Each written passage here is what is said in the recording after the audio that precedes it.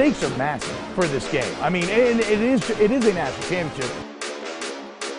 The quarterbacks, I think he's 80%. I mean, are you kidding me? Those guys have won 29 games straight. What he's done speaks for itself, and anyone that's watched him knows he's a special player. Myself and Trevor are the two best in the game right now. 130 college football teams started this journey, and now there's one left. Go Tigers!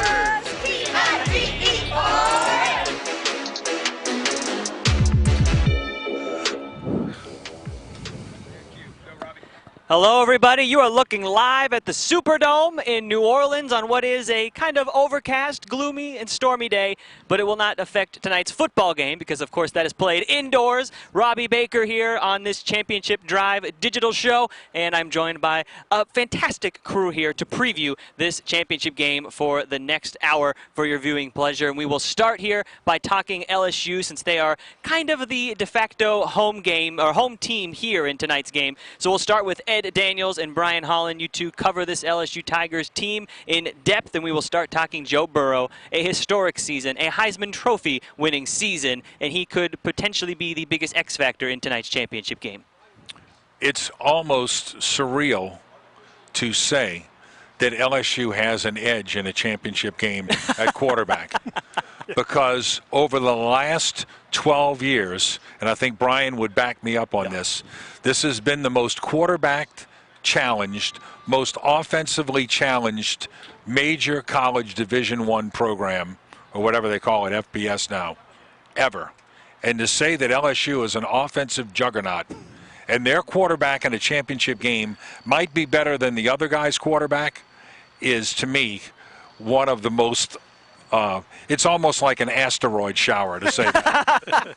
I promise it's real. I'm not pulling your leg here. Brian, you cover this team. You shoot, the highlights and whatnot. From field level, we watch it on TV. We can see it on TV. How impressive is Joe Burrow when you're on the sidelines looking at him? Well, I was just about to say, remember back in July down there at Thibodeau? Yeah. And Joe Burrow looks into our cameras and goes, we're going to score 40, 50, 60 points a game. And we all just kind of look at each other like, is this a joke? Have you seen what happened even last season when he was, 57% completion percentage last season. Now he almost got up to 80. We say 77% now, but that's almost fallen off. But from field level, you see it. And you see the spin. He can make all the throws. He's going to go to the combine, and he's going to show exactly what he could do. And what he's going to show is he can make all the throws outside the hash. He could be on time, on target across the middle. He could throw a beautiful deep ball. I remember, actually, that was the first ball I ever saw him in practice throw, was that deep ball. And I just look at everyone else, and that looks different. He looks different. He looks like an NFL quarterback. And for a first time in a long time, Ed, you could say that kind of quarterback works at LSU. When he said that, the first thing that a lot of the media members who were standing there thought, where's the NCAA random drug test guy? Does he need to go in the bathroom right now, and give us a sample? But he was absolutely right. You shouldn't be able to just throw a football that far then, right? Not with that accuracy that Joe Burrow has shown. Of course, it's not just Joe Burrow in this game. The Clemson quarterback, no slouch. Everyone knows Trevor Lawrence, a Heisman contender perhaps going into last season, into this season. But before we get to Trevor Lawrence, we should probably hear what the players leading into this game had to say about Joe Burrow. The quarterbacks, I think he's 80%. Are you kidding me? Their scheme helps, but he's very smart and he's very accurate and he has a great understanding and he keeps them in the right play.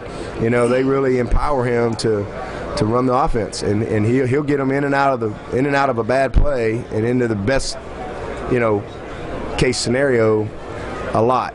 Obviously, what he's done speaks for itself, and anyone that's watched him knows he's a special player and just a great player. So I think people get a little too caught up in just me versus him. It's us versus them as far as a team. So it's going to be, the best team's going to win the game. And, he's a great player, and obviously we're both going to impact the game. But at the end of the day, the best team's going to win.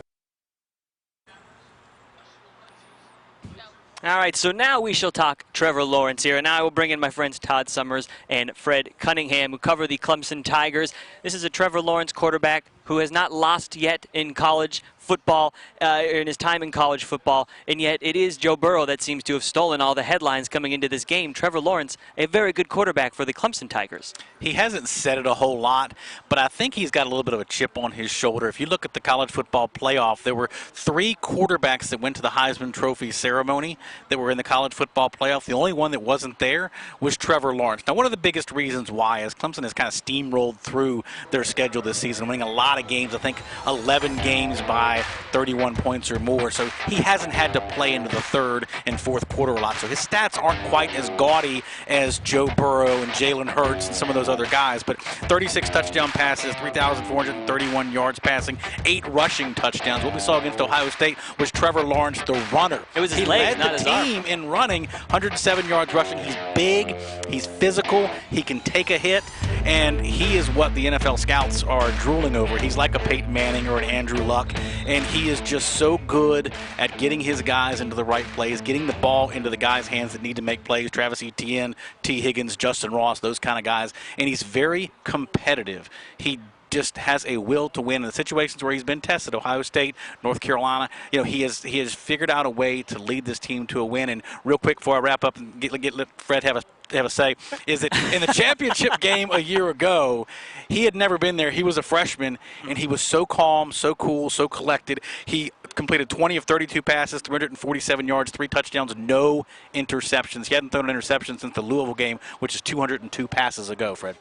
He's just been an incredible run for him, and yet they invited 3 quarterbacks, as you mentioned, to the Heisman Trophy ceremony. If I'd said a year ago when Clemson won the national championship that would happen next year and he would be considered the 4th quarterback, if I'd said that in August, no one would have believed me, especially the way you're talking about Joe Burrow. And, after that Alabama game last year, he came out and had this incredible game. We'd never seen anything like that for a freshman. He's got the looks. He's got the hair, which is a hard thing for me to talk about because I never had anything that could grow like that. Is it as impressive in person when you see the locks flowing, when he's running down the field? When he can do this and all of that, yeah. I mean, he's got the whole thing. The NFL was salivating. People were saying he shouldn't play any more college football. Just sit out for 2 years. Why play for free and wait till you get a chance to get drafted? He is just incredible, and yet he is overshadowed coming in with legitimacy because of the year that Burrow's had. And we know what we say about Burrow. Lawrence, let's hear what some of the LSU guys have to say about the leader for the Tigers. Quarterback position's the most important position in all of sport, and I think myself and Trevor are the 2 best in the game right now, and I think that's a big reason why both teams are here. He's a really good player, really smooth, still young, which is crazy. He's light years ahead of where I was when I was his age. I'm excited to compete against him. Very good comparison, great quarterback, great coaches, great skill players, outstanding technique. Those guys have won 29 games straight. They're doing a lot of great things at Clemson. They're doing a great job of attracting great recruits and developing them. A lot of similarities. Of course, the sound you've been hearing is from Media Days. Media Days are kind of a unique event because you do get to catch up with the players and coaches and the people that make an impact on the field. But they're also a bit of spectacle as well, for the fans to be there and whatnot. For Ed and Brian, what were your kind of takeaways, initial takeaways from when you got to catch up with the LSU Tigers here in New Orleans? Yeah, LSU, they're loose. They've been that way all season. They have this attitude that they come in and they're not going to be knocked by anything. They don't care about the experience factor. They say, hey, we weren't in an SEC championship game until this season. We weren't in a college football playoff game until this season. Look what happened, what they did to Oklahoma. So I think every step along the way, they've been a little bit too loose. It's almost like it hasn't been comfortable just how much, swagger, you would kind of say, they've brought into the season. Because you go, hey, before the season, what have they accomplished, Ed? But at every single point, and even at Media Day, they were extremely loose, ready, focused. I expect them to have a really good game because of that attitude and that demeanor. To me, just watching it and watching the body language, and you see all those body language experts on TV, okay? If they were there on Saturday, I would say that boredom is set in. And you would say 48 hours before a championship game, but you know what? We've been talking about this game since December 28th. And with all the scouting and all the analysts, the 5,000 analysts on each campus looking at every play that Trevor Lawrence made as a sixth grader somewhere, I think they're ready to play this game. And to me, LSU looked like a team that was really ready to get on with it. And I think Clemson's the same way. You know, we've December 28th to January 13th. You know, and when I looked at both of those teams, they looked like a group to me that said, hey, let's get on with it. It is a unique, kind of interesting long layoff and preparation period as we get up to this national championship. Let's take a little listen now to some of the highlights from the LSU Tigers at their media day session. We didn't talk about going to play for the national championship. We talked about we have to prepare to beat Clemson, one game at a time, just like we've done. I think that's how it's supposed to be in the national championship game, the two best. And, you know, that's what we've wanted all year, is to play the best. We've played a lot of really good teams. Clemson is obviously the best. They've made it this far. The guys are getting excited. They are getting antsy. I can feel it. I'm getting antsy too.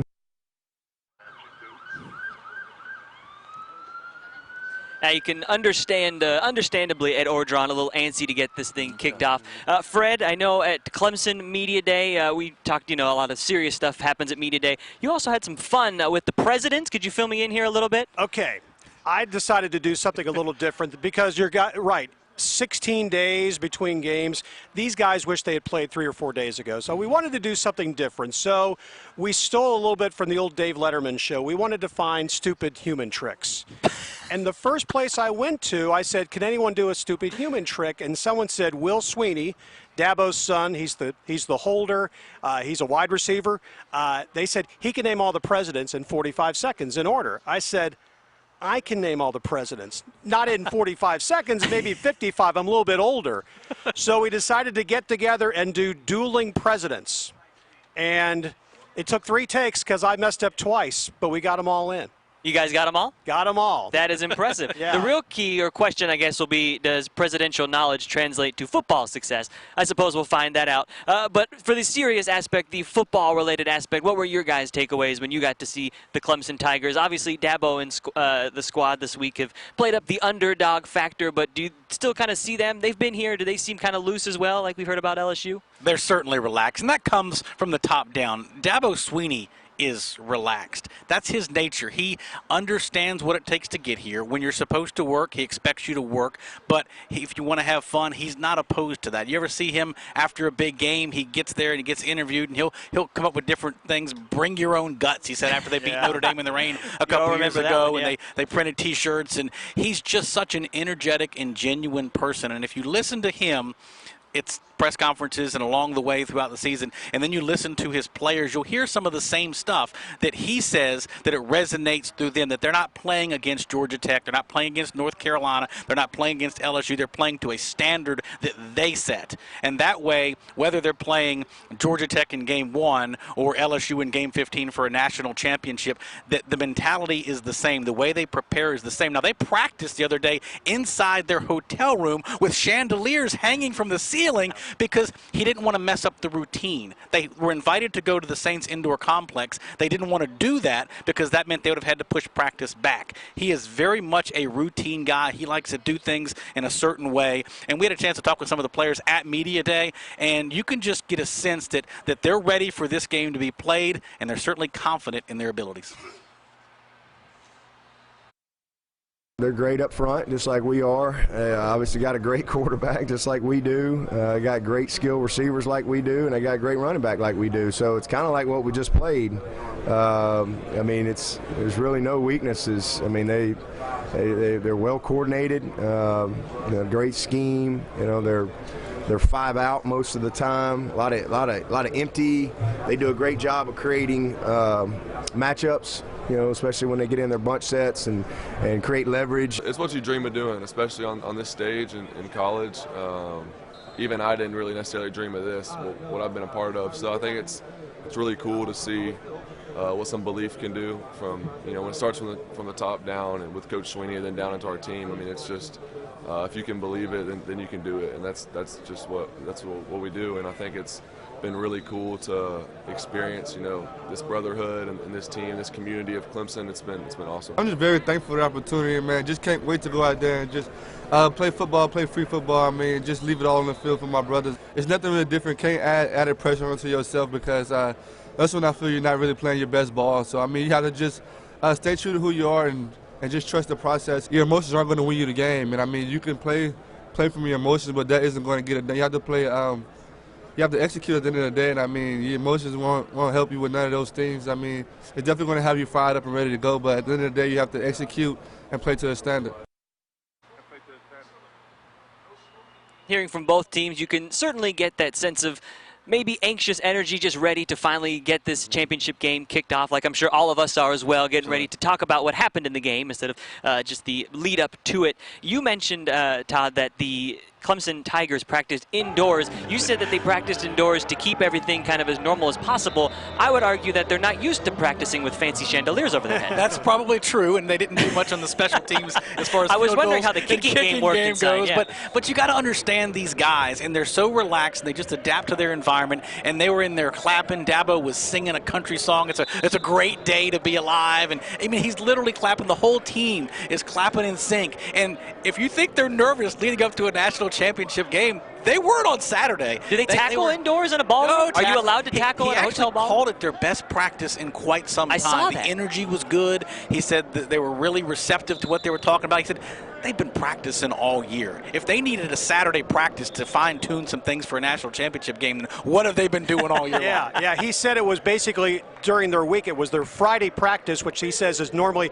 something they jog through. And because they've been preparing for this game for so long, it was even less than a jog as normal. I was just wondering what would have happened if the Smith-Johnson wedding had been scheduled to be in that ballroom. I mean, what do you tell those folks? I'm sorry, got a football team. They got to do their thing. I will tell you, as somebody who's planning a wedding right now, a football team taking over would be my worst nightmare right now. That sounds terrible. We, kind of leading up to this game here, looking back a little bit on how these teams got here. I know, Fred, you mentioned the Louisville game as maybe kind of the turning point in this season, at least for Trevor Lawrence, is kind of when the switch kind of flipped. The Louisville game and the North Carolina game, since then, it's kind of been a roll for both sides of the ball. That's true. In the first 5 games, he did throw 8 interceptions, and it became this huge talking point for all the 5 million national analysts out there. The North Carolina game, yeah, they didn't play great. They were lucky to get out of Chapel Hill with a win, but they won the football game. But he threw 8 picks in his first 5 games. That's true. It's undeniable. A lot of people will say he was trying to force it, trying to make a hero play every time.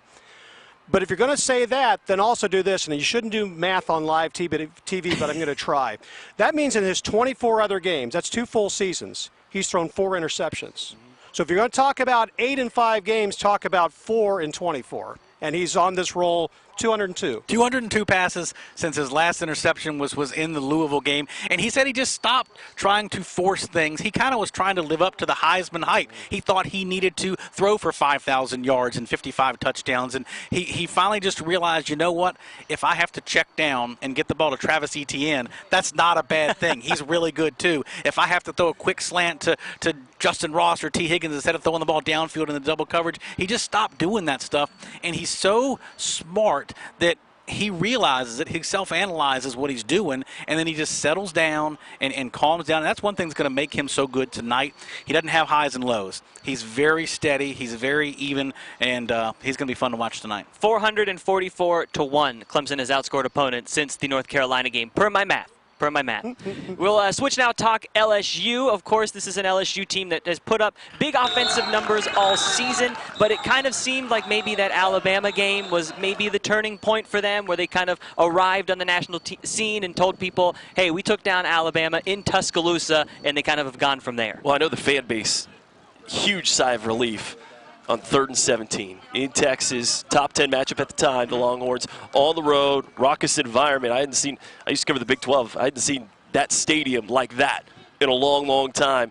And Joe Burrow, and everyone just assumed, hey, that you've got a lead. Time is winding down in the 4th quarter, 3rd and 17. Just punt this ball and then go play defense. Let your awesome defense, like has always been at LSU, go win it, right? Well, finally, they find Justin Jefferson 61 yards later. They've got a 2-score lead as the clock is winding down in the 4th quarter. But, yeah, I mean, it was that offense, that turn really that gave I think even the players admitted after that game, gave them confidence going forward. So when Alabama rolled around and you had a lead and that clock is winding down at the end of the first half and you've got a 2-score lead, they went and got a 3-score lead and found Clyde Edwards-Helaire on a corner route. And I mean, I could have heard a pin drop in that Alabama press box. I mean, especially in the stadium. It was unbelievable and unreal feeling. That was, of course, that turning point was this influence that Joe Brady, the passing game coordinator, coming over from New Orleans as an assistant here for the New Orleans Saints. I said it earlier. It's almost like a swag. It's more than an attitude. And I think it's those points in this season that have really given this LSU offense something they've never had. You know, a lot of people talk about a lot of games, and I respect that. Texas, big. Oh, yeah. Auburn, big. Florida, big. Got to put it into context, though. LSU had been shut out at home 2 years in a row by Alabama. Last year, it was embarrassing. They had like 178 yards of offense. So in the first possession of the game, Tua fumbles at the 8-yard line, and LSU goes 92 yards in 6 plays. And the whole stadium goes, oh. Something is different than last year. You could just tell. And I looked, again, at the Alabama bench, and I think at that point they knew that this is a whole different element. And to me, that drive, and when Joe Burrow threw it up to Jamar Chase against Diggs, who is a very good player, and said, I'm going to throw it to my guy, and I know he's going to get the 50-50 ball. Go get it if you want to. And Chase just took it away from him and walked in the end zone. To me, that was the moment where everyone said, okay, this is a completely different LSU team. And as Brian referenced, the quiet. It was almost like going to church, and with 105,000 people. Well, and I know, Brian, you mentioned Steve Esminger and Joe Brady, formerly of the Saints. They are credited most with this offensive turnaround. Would you guys agree with that? Because it is largely the same personnel on the field from that team 2 years ago that was largely shut out by the Alabama Crimson Tide, and this year it's a total 180. And I love that story that Joe told us earlier in the season. You know, off-season and in Slinger, Steve Ensminger, former LSU quarterback, loved to throw the rock all over the yard, hands him this playbook with Joe Brady over his shoulder, and Joe just starts flipping through going, wait, what's this? What is this? These aren't the plays that I saw. These are the plays, though, that Joe Burrow was playing, using there basically all throughout high school. Remember, you know, he very, very good Ohio quarterback, Mr. Football in the state of Ohio. He was used to, and as a coach's son, certainly knew some of these plays. He just finally got it in his hands. Right. And you know what? Here, one thing about Joe Brady, okay? Joe Brady is a guy, you talk about trickle-down economics. He's made Ed Ogeron a lot of money. He's going to make Joe Burrow a lot of money. He's going to make Jamar Chase a lot of money. He's going to make Clyde Edwards-Helaire a lot of money. And he's going to make Justin Jefferson and Lloyd Cushenberry a lot of money. Because all of those guys will benefit about how the NFL perceives them after what LSU has done offensively this year. And really, it's kind of like Sean Payton and Mickey Loomis. They ought to pay Drew Brees a 15% gratuity on everything they earn because what he has done for them since 2006. And to me, Joe Brady is that kind of guy as a coach. As we continue to preview this big matchup, Ed, give us some context here on T-Bob here as we preview this Tigers matchup here, this Tigers game. Well, T-Bob Hebert was a member of the 2011 SEC champions. He was an offensive lineman. For some reason, he was benched for the 2011 or January 12 championship game against Alabama, didn't play. And his dad, Bobby, asked Les Miles about the offense after the game, and it was really a point of contention. Well, T-Bob and Les made up. They're now buds, and T-Bob is a great, great analyst of what's going on with LSU football. He gets it. All right, well, for more on T-Bob, let's toss it out to Peyton LeCicero. I originally came to LSU's campus to look for a fighting tiger, and I got something better. I didn't find just one, I found two. And the other fighting tiger that I found has 2 national championships under his belt. T-Bob Hebert, Former LSU Tiger. Position, center. Height, 6'3", weight, 304. LSU Tiger for life. Let's be clear, the stakes are massive for this game. I mean, and it is a national championship, but beyond that, you're talking about potentially deciding the future direction of the program. With the clock counting down to Monday night's game, Hebert tells us routine is key for players and the coaches. While the Dome is not exactly home field, LSU does have an advantage. They're not leaving until Friday this week. So this is very similar to a normal game week. And what routine does, I feel like routine roots you in familiarity. Taking a walk down memory lane, Hebert says the hype surrounding the game is something that he'll never forget. There's about 100,000 people in there. Everybody's screaming. Everybody's going crazy. You know before the game that you're about to enter a 4-hour fist fight in which everything you're working for is on the line. Hebert's career with the Tigers had its ups and downs. He played in 2 national championships, but only walked away with 1 win. I look back with nothing but fondness about my time at LSU, even with that bad. Because really when you put on the scales, the good so far outweighs the bad. 130 college football teams started this journey, and now there's 1 left. There's 2 left, but there will be 1, and that battle's going to happen Monday night.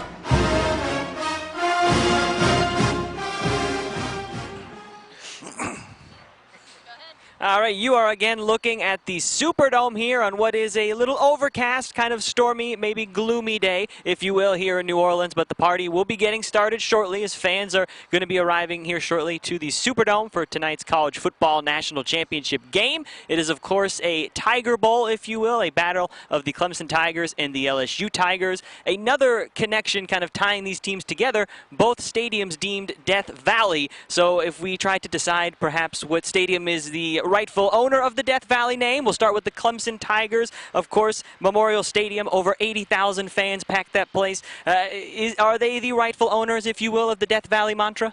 I would say that they own it because they said it first, and that's usually the way we claim things. Clemson played Presbyterian College, that's a school in Clinton, South Carolina, and their coach after the game just declared that this place is like playing in Death Valley, and that was in the mid-1940s. So they have carried that name throughout, but I believe LSU, and I know we'll talk about this in a moment, I believe claimed it because of a head-to-head thing. Okay. From a Sugar Bowl from many years ago. And then, for obviously, LSU, also deemed Death Valley in Baton Rouge, another very tough place for opponents to go into and to try to get a victory, especially when you get into SEC play. Do the LSU Tigers have the rightful claim? Maybe they didn't say it first, but maybe they have the claim to it? Well, you know, I think they were calling it Death Valley for a while, right? You know, it's hard to compete with 103,000 fans. But you talk about this venue, by the way, guys. You know, you were talking about the fog. You know, it's almost like traveling into a swamp. You know, you come down I-10 and it's about Sorrento, about 30 miles west of here, and you start feeling like you're walking into maybe the bog or the swamp, and Coach O leading it here in the Superdome. But it should be a fun atmosphere here as well today. The thing I like about Death Valley with LSU is that it's a nighttime thing. And to me, Tiger Stadium, and look, and I've been to Clemson's place. I saw an NFL game there when the Saints played the Carolina Panthers their first year in the NFL, 95. And I walked around the stadium and I said, you know what, this place has a lot of tradition. It's really cool. So I could understand why the Clemson people feel that way about it, because I thought it was really neat. I could just feel it being there. Okay, but the thing about LSU is that it's at night. However, when LSU was bad in the 90s, for a large part of that before DiNardo arrived, no one was talking about Death Valley. To me, all of those things matter when you've got great players. When you don't have great players and the stadium's half empty, no one's talking about it. Now, we will, I guess, perhaps leave it up to those watching online to debate in the comments who is the rightful owner of Death Valley. That's what the comment sections are good for, right? A little lively debate, if you will. We will now switch to talk defense now, which is something that is normally associated and is this year as well with an LSU Tiger football team. This year, the offense kind of stole more of the headlines, but this is still a very capable and very good LSU defensive unit. You know, Brian, I would say that over the last 3 or 4 games, right? Yeah, it's been the last month. I mean, they've had something to prove. And they've gone out there. And you know what, though, to the credit, if you want to talk X's and O's, it's Grant Delpit. It's number 7. He's their leader back there. He's the backbone. And really kind of that safeguard and the guy who comes up, lays the hammer when he has to. He's finally gotten healthy. Boy, in Oxford, Mississippi, he didn't look healthy, and he didn't look very good out there making some of those cuts in open space, and that's what they need him to do. When Grant Delpit's on his game, this LSU defense is back to the Bayou Bengals that we've seen of old. He was trying to go on a severely sprained ankle, played against Alabama. But against Ole Miss, you could see going back and looking at the tape that he just could not run in space at all. So if this were an NFL game against Arkansas, he would have been inactive. They didn't play him, and they sat him. And I think the rest was good for him, and the extended rest has been good for him because Brian's right. He's a big difference in their defense, and when he was 60, 70% maybe, their defense suffered. And when you talk about LSU defenses, a lot of people know maybe the term DBU, a lot of good cornerbacks kind of used to that kind of press man coverage. Is that type of scheme something that we've seen it used at times this year for LSU? Is that something that could work against Clemson Tigers offense with a quarterback? I mean, obviously they've gone up with the likes of Tua, but Clemson's Trevor Lawrence, a very capable quarterback that could pick you apart there as well. Well, to me, this is the perfect test case, right? This is what the big wide receivers. You know, look, they went against Alabama, and Alabama had limited success. And you can see CeeDee Lamb even get open there. They can move guys around. When you have more than one playmaker, unfortunately, Oklahoma didn't. So for a lot of that game, they were throwing a CD and then no one else. Sure. So it's going to be interesting to see the physicality reciprocated because they love to get up and, like you say, get in your shirt. How do they do that against a big physical wide receiving core who can get out and get off the jam and get open? I can't wait to see this matchup. And I think you bring up a good point. The defensive backs and the wide receivers with that Jim Thorpe Award winner back there, Grant Delpit helping out. To me, the thing that concerns me the most if I'm LSU about this game is this. Trevor Lawrence can run. And I go back and look at the season. The Texas quarterback hurt LSU running. The backup quarterback at Florida, and I couldn't understand in that game why he didn't play more. And I guess I'm second-guessing Dan Mullen. But he ran and he hurt the LSU defense. And then John Reese Plumlee for Ole Miss hurt the LSU defense. Since then, they've played a group of quarterbacks who are good, but they're not super runners. And I think, to me, that is the number one concern for LSU tonight is if Trevor Lawrence runs, I think he has a chance to be quite successful.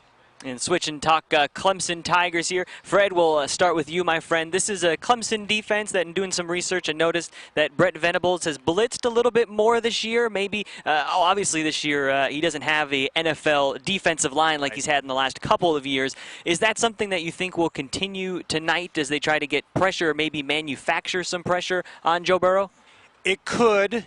It could not because Brent Venables is one of the best guys, maybe even the best in the college game as a defensive coordinator. He might be the one guy that's happy to have 2 weeks of time to go and really put something together and come up with something that we haven't seen before. But you mentioned that coming into this year, Clemson had a very different outlook because they had a front four, pretty much all first-round draft picks this past year, made immediate impacts in the NFL. I think 7 defenders off of last year's Clemson defense wound up on NFL rosters, and yet Clemson, and this might be part of their schedule coming in here, but their defense has played especially well. It's more of a back 7 defense, but they put up virtually the same numbers. They did. They don't give up a lot of points, just over 11 points a game. They're second in the country in total defense, 260 yards. They're plus 16 in turnover margin. They like to turn you over, and then they don't give you the ball back because their offense doesn't turn it over very much. And the X factor for Brent Venables, the chess piece that would be the queen,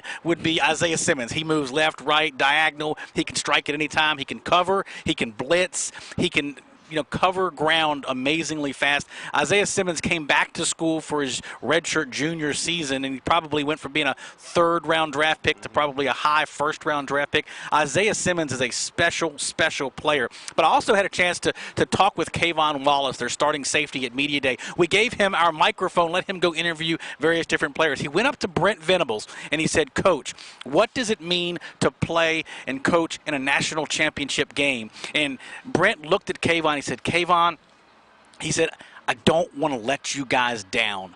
I don't want to give you a game plan that's not going to work.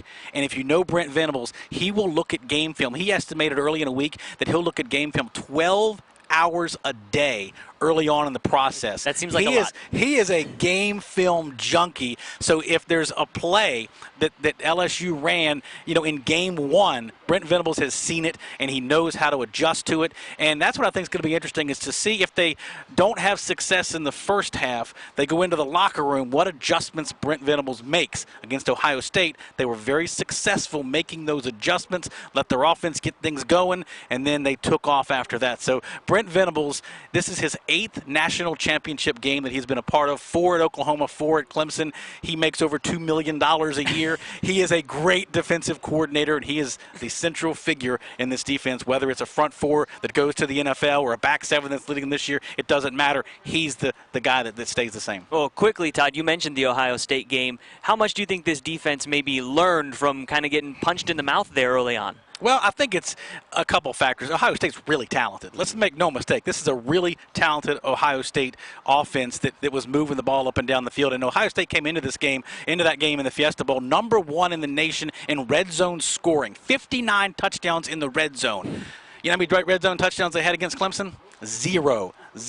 They got in the red zone 3 times, had to kick 3 field goals. You think Ohio State could have used an extra touchdown or 2 when they got inside the red zone and couldn't score? So the team that's number 2 in the nation in red zone scoring? LSU. Yeah. So we'll see when LSU gets inside the 20, because they will. We'll see if they have to settle for field goals or score touchdowns. A year ago against Alabama, Alabama got inside the red zone as well, and they couldn't score touchdowns. They couldn't score, and it came back to bite them in the end. Yeah, it was a kind of bend but no don't break defensive strategy there for Clemson. We will now talk LSU keys to the game now, and I will turn it over to my friend Brian Holland for this. What are the X factors to watch on the field tonight for LSU? Yeah, we're talking about the LSU side of things, so the running backs, but I think it's critical for Clemson as well. ETN can get out, and if you can't stop ETN, boy, then that opens up a treasure trove there for the Clemson offense. Same with LSU. Clyde Edwards-Helaire has to have the game that he had at Alabama. That's what this is going to take. He has to be out in the route pattern. He has to be out, in the pass pattern. He has to get yards on first and second down to, of course, set up a manageable third down. Because if you let Brent Venables just fire off on 3rd and 8, I think we saw what happened. So I'm not saying that LSU isn't confident still in those 3rd and long, but he just brings so many exotic looks. And I was talking to a LSU coach off camera, and he just said, we just can't let them have that, because no matter what we've seen on tape, no matter what Joe Burrow has experienced, Brent Venables' bag on 3rd and long is just that deep. He's gonna bring something that Joe has never ever seen, and that's amazing, because Joe Burrow, coach's kid, you feel like pretty confident he's been through the fire, but Brent Venables really, like you guys were saying, maybe the best in the business. It's hard to think of maybe Dave Aranda on the LSU side. I'm sure LSU fans would put him up against Brent Venables. But Clyde Edwards-Helaire really is one of those X factors on offense, so that you don't get in 3rd and long and don't let Brent start digging deep into that bag. The second one, especially on offense, find number 11, that Isaiah Simmons character. Really, really good. I mean, you're talking about first-round projections. I mean, with the right fit, we're talking about, I hate to compare him to Jabril Peppers, but, Jabril played so many different positions to Michigan. We saw in his final game, his bowl game, he had to sit out, and Michigan was hapless. They couldn't win that beat without him. You talk about a more talented, a bigger, a longer, a faster version of Jabril Peppers. I mean, you can't let Isaiah Simmons do what he wants. And I think what they're going to probably do is put him in the box, because I just don't think that he's going to stand up well against a Justin Jefferson. And that's That's my opinion. We're going to see out here at the Superdome if they put him in that situation. But identify number 11. Where is he at every single time? And you need a plan. I'm sure that they do. Steve Ensminger, and we talked about the passing game coordinator, Joe Brady. They're going to have a plan for Isaiah Simmons. You somehow have to find a way to neutralize him. And really, in LSU's best games of the year, my final key to the game, the D-line, the defensive line, has to play with attitude. Every single time that LSU has had one of those great games, they've played out of their minds. They've gotten out after the quarterback with a 4-man rush. And I know a lot of defenses say that, but if you can allow LSU to even sit back and then even let some of those long, lanky, fast, really talented, maybe first-round picks at defensive back sit back there and get even more help, well, Clemson actually really would be in trouble. Or spy back there with some of those linebackers. If you can just bring 4, let the linebackers worry about the middle of the field and let everyone go man like LSU really wants to, Clemson's going to be in a world of hurt. So I really think those are the 3 keys to the game here. Running backs will decide the game. So Clyde Edwards-Helaire, watch for Isaiah Simmons, obviously a playmaker on that side of the ball. And I really think if the defensive line takes care of business, LSU will go home with the win. And Clyde Edwards-Helaire, a guy that probably benefited greatly from having the long gap in between the Peach Bowl game and tonight's national championship Dealing with a hamstring game. injury, yeah. And I assume now, we assume he's close to 100% now, right? He told us he's 100% ready to go. Well, there you go. He is 100% then. You heard it here on the pregame show here. Now we will switch to Clemson, and we talked a little bit about the bend but don't break defense, be strong in the red zone defense. What are some other keys for the Clemson Tigers to win their 2nd straight national championship? I think it'll be interesting to see the running game. Clemson had a 100-yard rusher against Ohio State in the Fiesta Bowl, but it was Trevor Lawrence and not Travis Etienne, who did not have a big game for him running the football, but he had a career-high 98 yards and receptions and 2 touchdowns, including the game winner. Travis Etienne, this is my favorite of the 3 pages of statistics that Clemson will give you about Travis Etienne. In the last 2 seasons, he has outrushed 15 FBS programs. And it's not normally non-Power 5. He's had more rushing yards than Purdue, USC, West Virginia, Florida State, schools like that. He averages for his career nearly 8 yards a carry. And he scores touchdowns. He has not completed his junior season yet. He is already the ACC's all-time leader in rushing touchdowns and total touchdowns with 55 and 61 respectively. He's a Louisiana guy. It means a lot to him to go inside that Superdome and play for a national championship. Travis Etienne came here 2 years ago, ran for 22 yards and a loss to Alabama. He said he put a screenshot of him leaving that stadium disappointed on his phone. So every time he looked at his phone, he saw the disappointment of what he did in the Superdome 2 years ago. Travis Etienne is a big-time X factor in this game. Also, it's interesting to see, and we had touched on it earlier, the big Clemson wide receivers. Justin Ross, T. Higgins, both 6'4", 6'5". They both can make plays. They didn't play well in the Fiesta Bowl. T. Higgins got hit early on in that game, went to the ground, and he didn't play the rest of the first half, which was probably most of the first half. Came back in the second half, played but wasn't himself. And then in the second half of that game, Justin Ross got hit really hard, got shooken up a little bit, and he didn't play as well as he can play.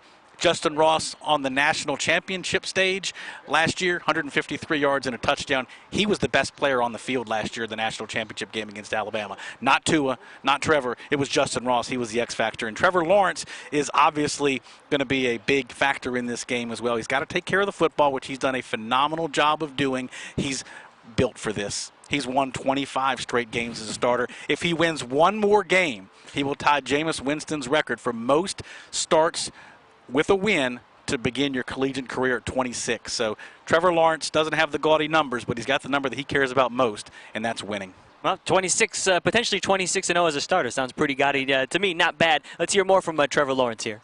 I think the biggest thing is just making our possessions count. At least trying to get a field goal every drive. You know, you don't want to punt too much with an offense like that on the other side. You know, but at the same time, we trust our defense. And I think we got a really good plan, and our defense is always ready. So we trust those guys, but it will be really important to, you know, when we get a stop, to capitalize off that and score points and not just punt the ball right back to them. So I think that's the biggest thing, is just playing complementary football. Well, you've heard us talk about plenty of Clemson Tigers to watch tonight. Ed, give us a few LSU Tigers that could be the X factor in your humble opinion. Well, I didn't think that Clyde Edwards-Helaire was needed to beat Oklahoma. I thought they would. And it was smart that they got him out of the game quickly. He had two rushing attempts in that game. But I really felt that to beat either Ohio State or Clemson, that he had to play in this game and play well. Here's the thing about Clyde Edwards-Helaire, and Joe Burrow summed it up. If you play pass defense on us and you play nickel or dime, we're going to run the football with Clyde. If you decide to play us a little more honestly, we're going to throw the ball to everyone and Clyde. He's just an incredibly versatile guy. And the thing he does is, in every game, he's going to have 4 or 5 plays where he makes a guy completely whiff. And those guys are hard to find. As far as Jamar Chase, the Biletnikoff Award winner, a great, great player. Strong, fast, physical. I know I sound like Les Miles right now, but that's really what he is. Feed us the cliches, Ed. 18 touchdown receptions. Jamar Chase is that and then some. But here's what happened in the Georgia game. Georgia said, you know what? Jamar Chase, you're not going to beat us. So what happened? Justin Jefferson, 4 touchdown receptions, 14 receptions for 227 yards. And I know there's been so much talk about Clemson's defense, and rightly so, and Venables is a very accomplished coach. But I think getting off the bus tonight, Joe Burrow is hoping that Clemson blitzes because he eats the blitz alive. And if they blitz him enough, LSU is going to make a lot of big plays in this game. So I think it's Clemson's ability to play honestly, rush 4, drop 7. If they can do that, then that gives them a chance in this game, of course, to win. Whoever wins tonight, of course, will be undefeated. It would be 15-0. Clemson did it last year. Obviously, they were the first team to go 15-0. Joe Burrow and the Tigers trying to become the second team now to go 15-0 in the college football playoff era. That's what we've wanted all year, is to play the best. We've played a lot of really good teams. Clemson is obviously the best. They've made it this far. I think we're going to be ready for them. I think they're a really good team, have a lot of speed, have a good plan. But I think it's going to be a big challenge for us. So I think we'll be ready. We'll stick talking LSU here, of course. 15-0, some would argue would be the best LSU Tiger team in their LSU football history. We will now toss it over to Brooke Kirchhofer as she caught up with former LSU Tiger and current ESPN analyst Marcus Spears. I'm joined now by Marcus Spears, former LSU stud and from Baton Rouge. What's it like to see, number one, as a fan and as a former player, to see your alma mater now competing for a national championship? Oh, it's a blast. I mean, I've been at this network for going on 6 years now, and every year Alabama has been here. So to have an opportunity to experience this not only with my school that I love, but also to cover them in a football way. But I have to be professional, and I have to do my job, and I'll break this game down. And when I get done, it's full-on purple and gold. Let's go. What's impressed you most about the way this team has handled, number one, the hype, but also for the defense, just always being counted out this season and getting to where they are now? I just think the ability for them to stay together. Championship teams are really formed before the season starts. It's really about the relationships off the field. I was fortunate enough to play in a championship in 2003. We were a very close team outside of football, and you see some of those same similarities with this team. Do you think this team is a legacy team? When you look at some of the guys, Joe Burrow as their quarterback, some of the guys they have on defense, the tandem of wide receivers, could this be a team that we look back on forever? If they go undefeated, they're the greatest team to ever play at LSU, and they'll be in the conversation for one of the greatest teams ever. Clemson did it last year, went undefeated and won a championship. But LSU, I think, right now has 6 top 25 wins, and if they cap that off with a national championship, you look at the awards they were able to garner individually, no doubt they finish this thing, it'll be the best team in LSU history, but they would creep into the conversation of the best team all time. What do you expect to see Monday night? Just a fun game. Two teams that are evenly matched, ready for the moment. An offensive guru against a defensive guru. Two quarterbacks that will probably be the first pick of the draft. It has all of the makings that you want to have in the ultimate game. So a lot of fireworks, a lot of good football, and I'm not giving a prediction. All right, thank you so much, Marcus. Back to you. Thank you for that, Brooke. No prediction from Marcus, but I'll get all of our predictions here as we get closer to kickoff here. Obviously, I think a lot of people expected this to be an LSU takeover, if you will, since it's not that far from Baton Rouge, a lot closer to Baton Rouge than it is for Clemson fans to travel. And I know talking before the show started, everyone kind of agreed the consensus. It was probably about 70-30 LSU fans, although I guess the purple kind of bleeds over to both sides. So how much purple is in, people could argue is either side.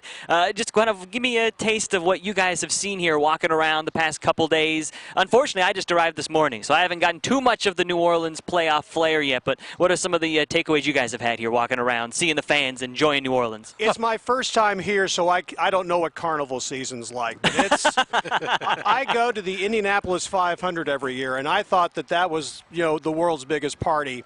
And while it probably is for one day, this looks like it's every night. But it was amazing. I was amazed at the number of Clemson fans I saw here. And they can't all have tickets, or I saw every one of them that does, but as many as I saw, purple, gold, man, they're just all over the place. It's so much fun just to walk down there. The Sunday night beats Friday or Saturday night in most cities around here. We got to think last year when Clemson played for a national championship, it was in Santa Clara, California. It's a little different vibe, yes, New Orleans to Santa Clara is what you're saying. 10 hours from Clemson to New Orleans. That's way closer than Santa Clara to Clemson. So you're going to see some fans that come down for Clemson, but they know that they are going to be outnumbered by LSU fans. They're going to try to be loud. They're going to do the best they can. And Coach Sweeney said, you know what? We got to win on the road during the regular season, too. They've won 5 road games, and then they've also gone and won in Charlotte for the ACC Championship. They went and won at Glendale, Arizona as well. So they know what they're up against, and they said the game's going to be decided on the field. And Brian, Ed, you guys are no stranger to the New Orleans area, of course, but how much of a different feel has it been? Obviously, we knew this championship game was going to be here this year. We didn't quite know that LSU would be having a de facto home game in it. Yeah, rolling in here, I guess, a couple hours ago, I thought the craziest thing was, a hat and a big robe and then the tiger hands and a guy walking around with a cane, and he was dancing to some music on the corner. But I think on social media, maybe we saw something a little more risque. Not too much. Oh, my God. The fringe quarter. I saw that. Oh, my God. I saw a tiger tail. Well, I think that's the only thing. It took till 51 minutes in, and now we're off the rails. We've got off the rails 51 minutes into the I guess that's what happens when you start talking about fans going down Bourbon Street. It was only a matter of time. We shall check in now with Rachel O'Neal, a little bit tamer scene as the fans took over Media Day a few days ago. Media Day is one of our absolute favorite parts of the whole national championship thing. We make it a point to come into town on Friday just so we can come here on Saturday. Go Tigers! LSU and Clemson fans got to see their favorite players up close and personal days before the national championship game. It's a real opportunity. Some got autographs, others got pictures, and some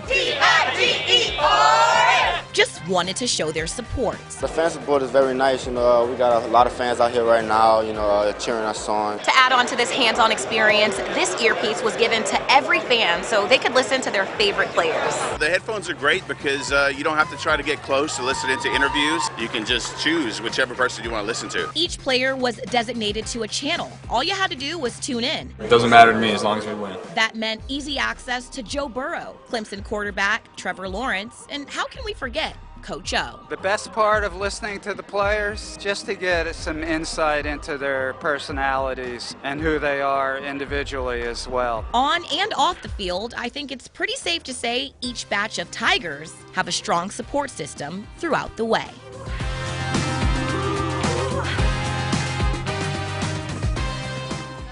And I know we mentioned that maybe some Clemson fans made their way down, even if they maybe didn't have tickets to tonight's championship game. And likewise, I'm sure plenty of fans made the trip from Baton Rouge over. And I know you guys have been able to walk around. They have a fan zone set up here. Of course, you can go over to Bourbon Street. There's plenty to do if you're a football fan here and you do not have a couple $1,000 ticket or however much they're going for to tonight's championship game. Well, all the LSU fans, they're not at the fan zone. They're drinking. Okay? So I mean, we could talk about all the fan zone you want. You know, and our station did stories on it, and it looked great, all right? And it looks like the kids were having a lot of fun. Yeah. But all the people my age and maybe a few years younger than me, all the folks that my wife and I know, they're all posting on Facebook with a drink in their hand. So they're keeping the legacy alive. I will say I got into town around 10:30 or so and coming off the highway, and we saw LSU tailgates all the way under the highway overpasses and whatnot. Trailers were set up. I came past, I believe it was a couple crawfish boils. I was tempted to pull over and have some as I was waiting in traffic. So, yeah, definitely no hurting for tailgating, if you will, here. As we get time to kind of wrap up the show, we can start maybe predicting what we think will happen here. I want to make sure I get this right. Now, the previous meeting was the Peach Bowl in 2012, Clemson beating LSU, the last time these two teams met. I know in our pre-show conference call, you guys kind of mentioned that was maybe the turning point for this Clemson program in 2012, that since then, since that LSU win in the Peach Bowl, they've kind of become the Clemson Tigers that we have come to know now. I think if you wanted to go to one game, I think that's the game. They were facing 4th and 16, and Taj Boyd got a completion to DeAndre Hopkins for a first down. They marched down the field, and as time expires, Chandler Catanzaro kicked a field goal to win the game and kind of just show this Clemson team that they could beat a national power. They could beat an SEC squad, and then what they've done from there has been really, really impressive. And not just any SEC squad. That was a really, really quality team. A lot of guys who went on to play on Sundays on that team. And that's, I mean, that was LSU. I was about to say at its finest. Now the finest is about to show up there in a few hours. Well, before the show, too, we were talking about the success that Clemson has had in the last few years recruiting, just now kind of getting to that #1 recruiting ranking. You mentioned in 2012, 3 guys off the tip of your tongue that all went on to play on Sunday. So they still had quality back there in 2012. We start predicting this matchup. I guess we'll start on the far end. Brian, LSU, Clemson, a 7 o'clock kickoff tonight. How do you see this one unfolding? Yeah, I mean, it's going to be a chess match. And they've said it all along. This is going to be brain trust versus brain trust. And I can't wait to see. You know, when they announced the college ball playoff semifinal, I thought, boy, LSU, Oklahoma, I could see CeeDee Lamb against Derek Stingley Jr. And a lot of people in Baton Rouge believe Derek Stingley Jr., true freshman, here in 2 more years, will be the #1 overall pick. So you talk about talent from 2012. I was in that building. I know Ed was as well. They had everything the LSU Tigers did except for offensive coordinator. I believe it was Greg Studrawa. You know, talking about going back to a 7-step drop and trying to throw it 3 straight times when they're really trying to ice the game.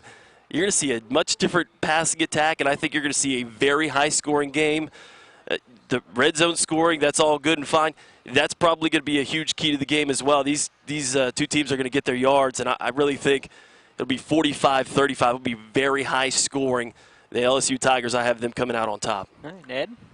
Well, what's interesting is, and I believe this is correct, no #1 seed has ever won. That's correct.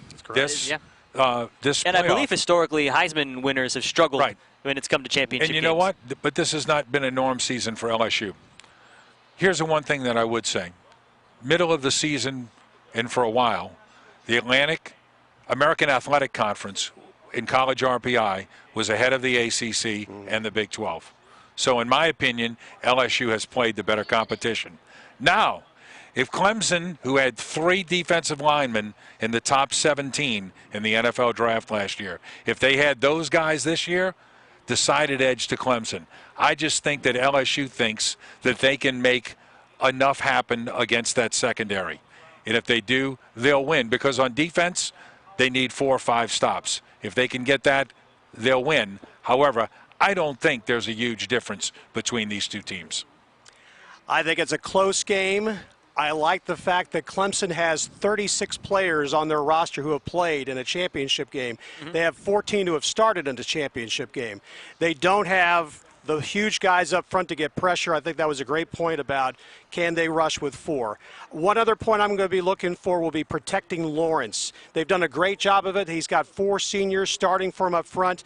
He was sacked 3 times by Ohio State and 2 times by Virginia in the ACC championship game. Worth looking at, but I have to go back to South Carolina at some point, so I'll say Clemson 31-28. I think this is so similar to a year ago. It has a similar Alabama was looking to be the greatest team of all time. They had Tua Tagovailoa. No one had been able to slow him down. LSU has Joe Burrow. No one has been able to slow him down. Everyone was picking Alabama a year ago. A year ago, I thought Alabama was going to win the national championship. I learned my lesson.